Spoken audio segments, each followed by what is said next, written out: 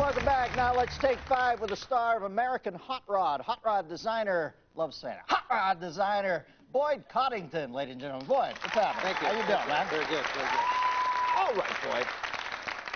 Now, I know you run the biz now, and you're a designer, but at some point, putting one of these together, literally the tactile, the feel of it would be the gas, you know, that I would think would make you want to do it. Do you do that anymore? You don't work on it yourself too much? I'm not too much hands-on anymore. Sometimes I jump in there and grab the tools and stuff like that, but now I'm more or less responsible for running the business and doing that. But I actually started off a very young man, you know, loving cars and doing this, and I worked at Disneyland for a few years, and I started doing stuff on the side, and then my hobby turned into a business, and I worked by myself for about a year. Then I got my second employee, then my Key third. to a happy life, Yeah, baby. You yeah. found early on. When did you know you were a gearhead? What age?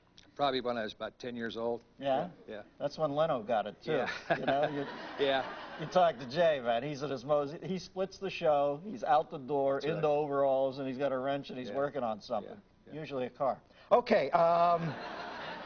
Is there, now we live in times where everything seems to be, you know, people don't want you to have steaks anymore, they don't want you to drink, they don't want you to smoke. Are hot rods still in favor, or is it a much smaller contingent of the culture would want a car like this? I think a lot of people like hot rods. I think a lot of people grew up, the baby boomers, loving these cars, and then their kids grew up loving these cars. It's a big deal now. It's a big family thing to jump in your car and drive from here to Louisville, Kentucky, or Columbus, Ohio, and go to a national event. It's a great deal. Where was your strip that you would run when you were a kid? Like in American Graffiti, they had that great thing. They'd go up and down a strip. Where was yours? It was actually about 2 miles out of town, out by the junkyard. We called it the wrecking yard.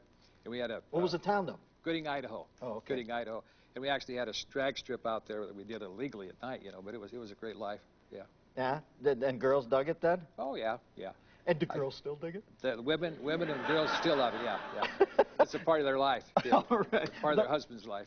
Tell me about this car, boy. This is a piece of work. What's the surface here? It looks like the old DeLorean. Is that burnished something or? No, this is actually a concept car that they never built. It's based after a Model A Ford, but it's a 2-door Fiat, and I wanted to exercise and build the whole car out of aluminum. So I did a couple other ones, but this one here we took a little bit farther. And actually the frame's fabricated out of aluminum.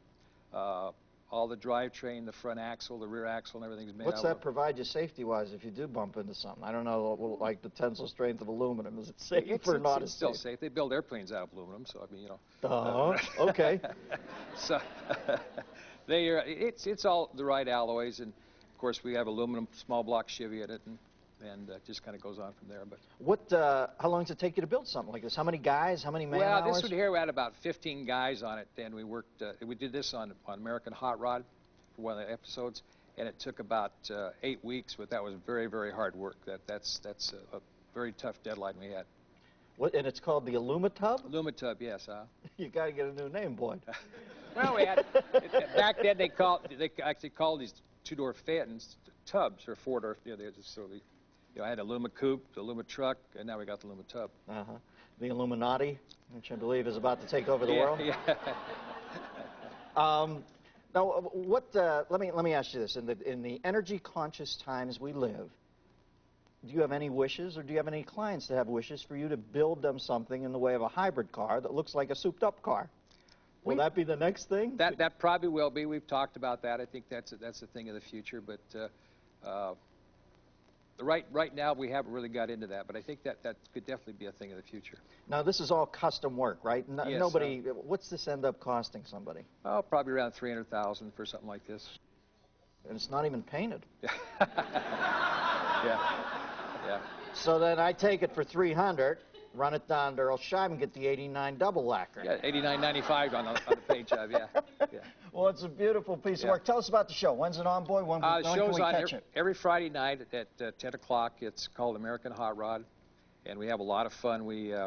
It's kind of we've got some real good characters. And yeah, I've seen. Yeah, I've watched the show. We're getting into the next episode. Is me and Blue Bear's going to have what we call a rat rod build-off. Yeah. And we're actually going to build 2 cars, and we're going to have them done by July 31st. We're going to drive from here to Louisville, so that's going to be a great time. Well, you watch really that Blue Bear. I don't know if he's to be trusted in a rat rod bake-off. Yeah. Thank you, Boyd. Okay, beautiful piece of work. When we come back, How to make a clean burning gasoline from your old lava lamp, right after this.